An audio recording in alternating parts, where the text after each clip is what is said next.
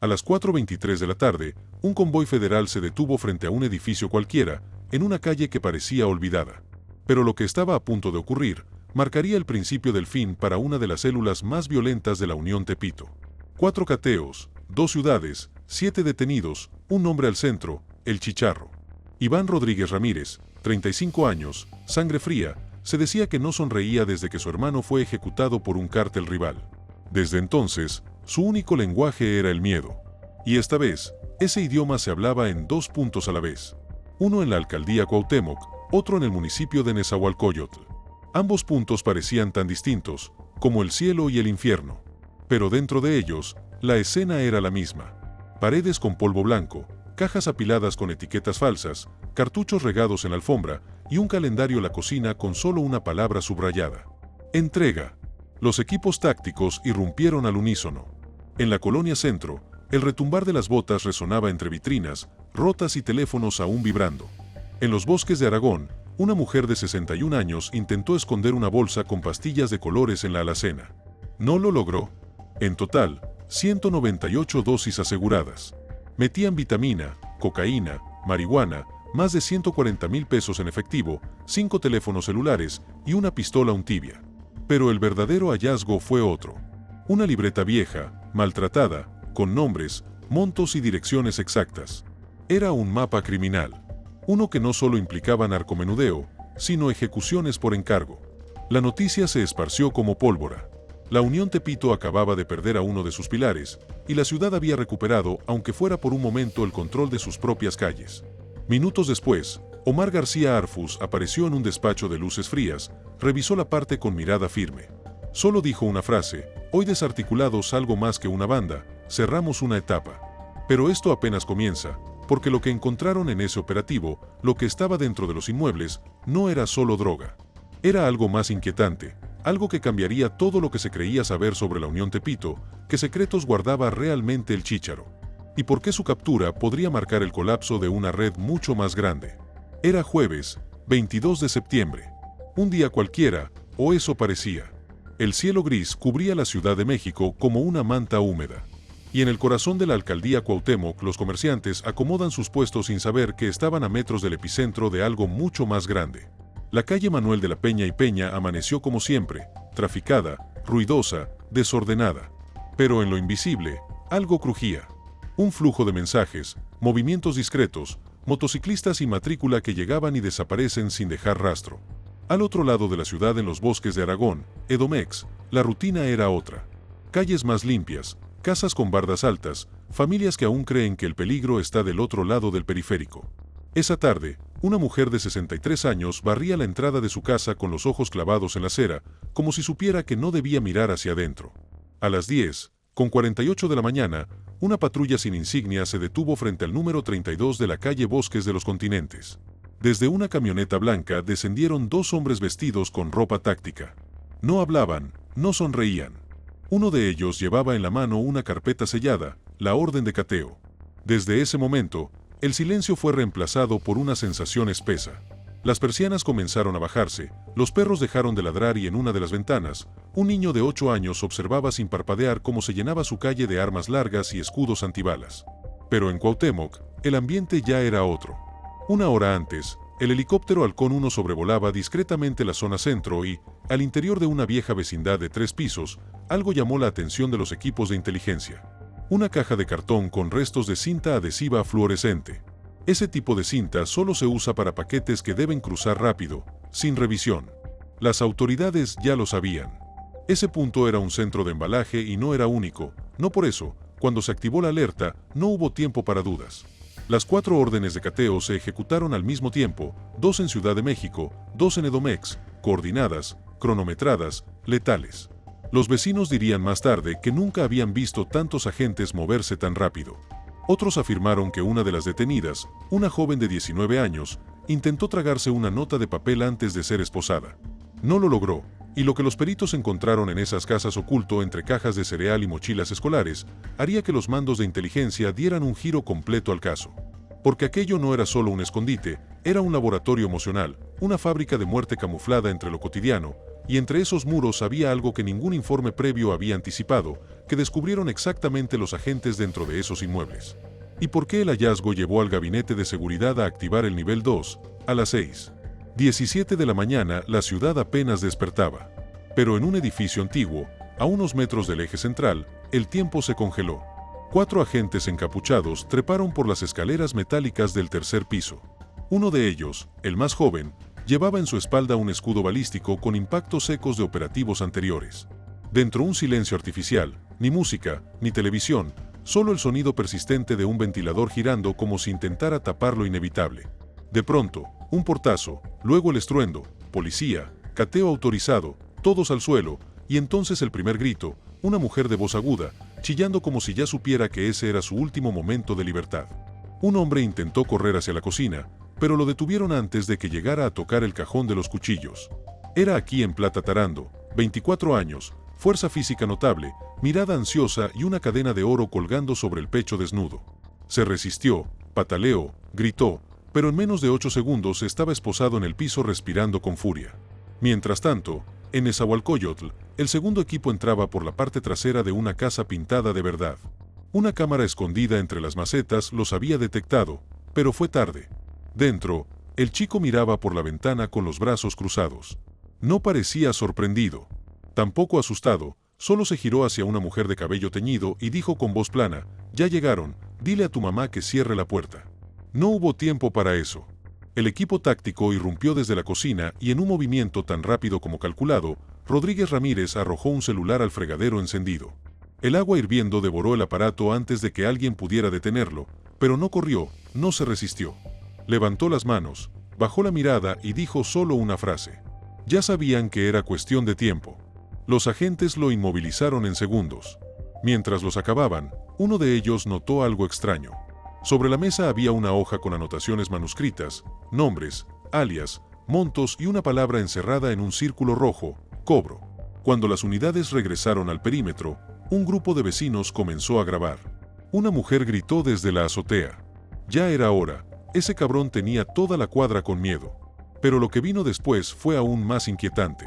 Durante el traslado, una de las detenidas, Sara Isabel, 35 años, se quebró, lloraba así, pero no por ella. «Van a venir por nosotros, no lo entienden, esto no se acaba aquí», sus palabras helaron a más de uno. Porque tal vez tenías razón, que tan profundo llegaba realmente la red que lideraba el Chícharo, y cuántos más estaban aún operando bajo su sombra justo ahora. Yatsiri Berenice apenas tiene 19 años.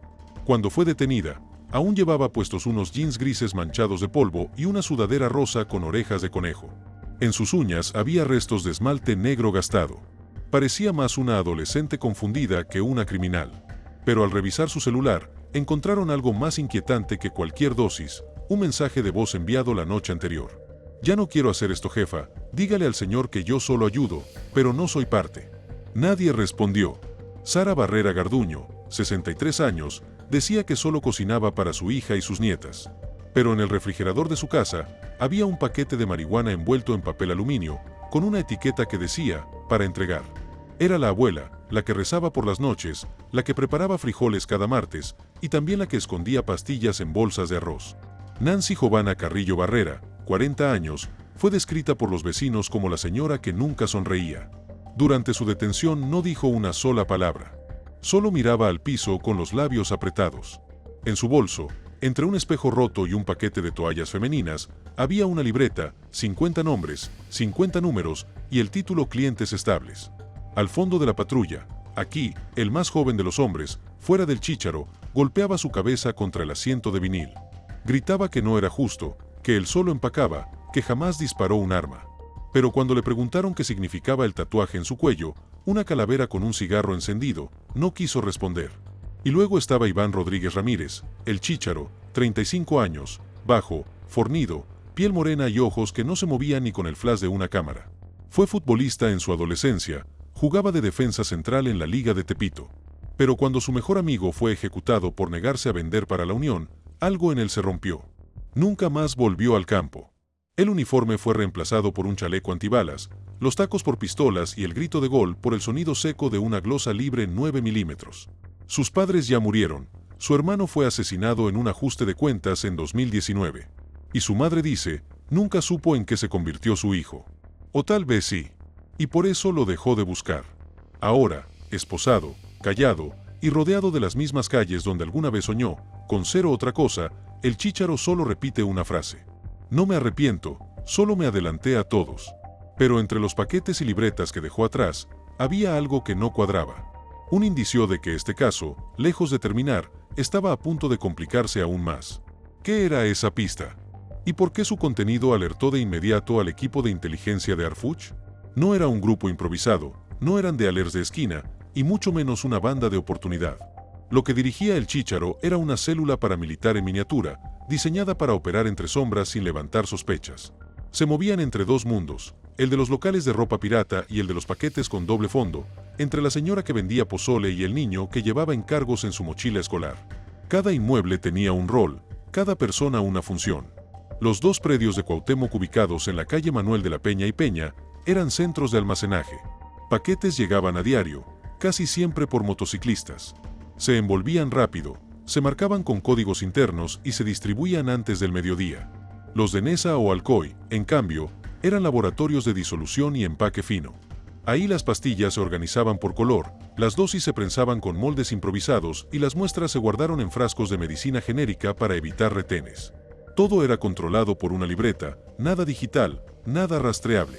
En las anotaciones aparecían alias Flaco G, Pecas, el 20 y Guaracha. Todos con números a su lado, montos semanales, unidades entregadas, zonas cubiertas. Había 3 niveles en la estructura, operativos jóvenes como Akimi y Yatsuri, encargados de mover el producto, cobrar cuotas y limpiar evidencia. Administrativas, mujeres como Nancy y Sara Isabel que anotaban, clasificaban, ordenaban los pagos. Protección de personas que vigilaban los alrededores, grababan placas sospechosas o avisaban si llegaba alguna patrulla. Y en la cúspide, él, el chícharo, no tomaba decisiones menores, no tocaba mercancía, solo autorizaba y castigaba. Los informes de inteligencia muestran que, desde hace al menos 4 años, su facción operaba de forma independiente dentro de la Unión Tepito. No respondía a todos los líderes, solo a uno. Un sujeto conocido como el Compás, actualmente bajo investigación por homicidio múltiple. Según análisis de la SSC, esta célula abastecía al menos 8 puntos de venta en el centro histórico. Y no solo droga, también vendían miedo, porque además del narcomenudeo, su principal ingreso venía de otro lado. La extorsión sistemática a comerciantes ambulantes, pagas o desapareces. Ese era el trato, sin excepciones. Desde una fonda hasta una estética, todos sabían que, si el chícharo mandaba cobrar, no había margen de error. Y si alguien se negaba a los castigos, no eran abstractos, videos rotos y amenazas por mensaje, o incluso desapariciones sin denuncia. Porque en esa parte de la ciudad nadie quiere que su nombre esté en una libreta. Y justamente en una de esas libretas, los peritos hallaron algo que no esperaban. Una página arrugada con coordenadas y una frase escrita a mano. Nuevo punto, sin cámaras, solo con luz de día. Un nuevo centro de operaciones o un escondite no identificado. O la señal de que esta célula no era la única. La respuesta a esas coordenadas revelaría un giro que pondría en jaque a las autoridades. La hoja estaba arrugada, doblada 4 veces, como si alguien la hubiera intentado ocultar en un zapato, en una pared o dentro de una prenda vieja. Los peritos la encontraron por accidente, entre las páginas de un recetario de cocina, al fondo de un cajón en la casa de Nesa o Alcoyotl. Pero no era una receta. Eran coordenadas, cifras escritas a mano junto a una frase inquietante. Nuevo punto, sin cámaras, solo con luz de día. El hallazgo fue reportado de inmediato al centro de inteligencia de la SSC. Y en menos de una hora, un dron táctico sobrevolaba la zona marcada. Lo que encontraron a simple vista era una casa en obra negra, sin ventanas, sin cables eléctricos y con un tinaco vacío en la azotea y una lona azul cubriendo parte del techo. Nada anormal. Hasta que uno de los operadores notó algo extraño. El patrón de sombra proyectado por la construcción no coincidía con la estructura física. Se solicitó entrada inmediata. Y lo que encontraron adentro fue otro nivel. El inmueble tenía un sótano, uno que no figuraba en los registros catastrales, uno que jamás fue reportado como parte del predio. El acceso estaba oculto bajo un mueble de cocina. Y para abrirlo, había que levantar una tapa metálica cubierta de azulejos, como si fuera una despensa más. El ambiente ahí abajo era asfixiante, olor a humedad, cloro, sudor seco. Y algo más, miedo. Las paredes estaban cubiertas con paneles de unicel, el piso con costales de arena. y en el centro una mesa plegable de madera, 3 sillas oxidadas y una lámpara portátil colgada de un gancho. En las esquinas, cajas, algunas abiertas, otras selladas con cinta negra. Y dentro, más droga. Sí, pero también algo peor. Un paquete de identificaciones oficiales, IFE, INE, licencias de conducir, más de 20, todas reales. Ninguna vigente. Algunos nombres coincidían con denuncias por desaparición en Iztapalapas, Azcapotzalco y Venustiano Carranza. Y encima de una de las cajas una foto borrosa, antigua, tomada con flash. Mostraba a un hombre con un chaleco táctico. O a su lado, el chícharo, Guío, sonriendo. Era la primera vez que se le veía sonreír en toda la investigación. Ese hombre, el del chaleco, ya está bajo custodia por otro caso, pero hasta ese momento no había conexión directa con esta célula. Ahora todo cambiaba, porque esa imagen confirmaba que lo del chícharo no era solo una célula autónoma. Era un brazo oculto dentro de una estructura aún mayor, una red que compartía recursos, protección y hasta víctimas. Y en ese momento, desde un despacho en la Ciudad de México, Omar García Harfuch recibió la alerta completa. La libreta tomó la foto en el sótano y emitió una nueva orden. Si esta célula tiene ramificaciones, vamos por todas. Activen el siguiente nivel y avísenle a Marina, porque la cacería acababa de escalar. ¿Quién era el hombre del chaleco? ¿Y qué secretos se escondían detrás de esas identificaciones reales de personas que ya no estaban vivas? La noticia del sótano recorrió los pasillos del gabinete de seguridad como un rayo seco. No era un hallazgo común, era una firma operativa, una evidencia de que el chícharo no era un lobo solitario, sino parte de algo más estructurado y más oscuro. A las 9:30 de la mañana, en una sala de situación blindada del edificio de la SSC, Omar García Harfuch se detuvo frente a un monitor. Miraba las imágenes del sótano, las cajas, las identificaciones. Su rostro era el mismo de siempre, impenetrable. Pero sus palabras no. Esto no es narcomenudeo, esto es operación criminal avanzada. Hoy el Estado responde con toda su fuerza. Con esa frase autorizó un movimiento inmediato, revisión de todos los predios vinculados a la Unión Tepito, cruce de datos entre los nombres encontrados y expedientes de desaparición.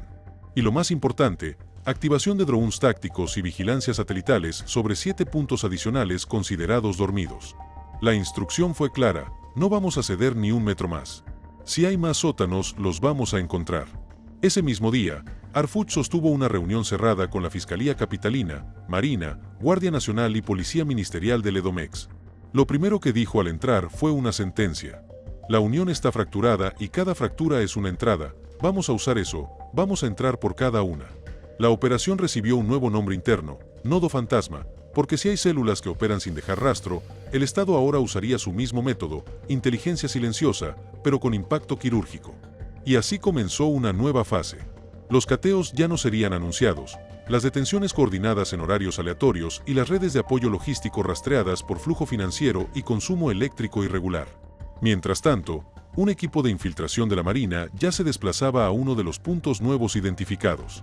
Un taller mecánico que, según una denuncia anónima, funcionaba como fachada para la otra bodega.